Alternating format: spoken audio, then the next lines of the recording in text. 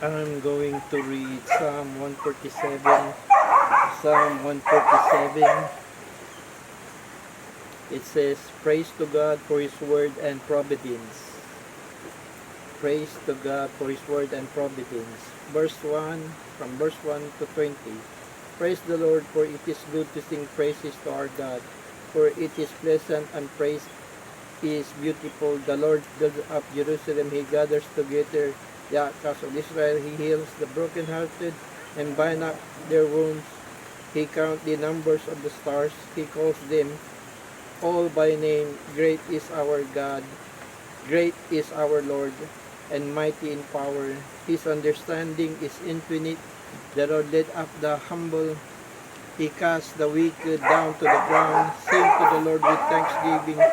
Sing praises on the harp to our God, who covers the heaven with clouds, who prepares rains for the earth, who makes grass to grow on the mountains. He gives to the beast its food, and to the young ravens that cry. He does not delight in the strength of the horse.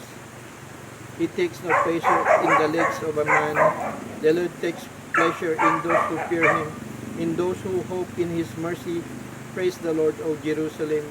Praise your God, O Zion, for He has straightened the bars of your gates.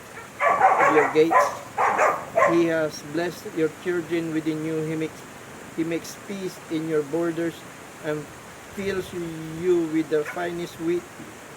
He sent out His command to the earth. His word runs very simply. He gives snow like wool. He scatters the frost like ashes. He casts out His hail like morsel. Who can stand before His sword? He sends out His word and melts them.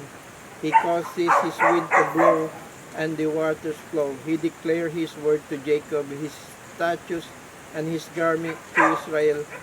He has not dealt those with any nation, and as for His judgments, they have not known them. Praise the Lord. I'm going to pray. Thank you, Lord, to your word, for your providence.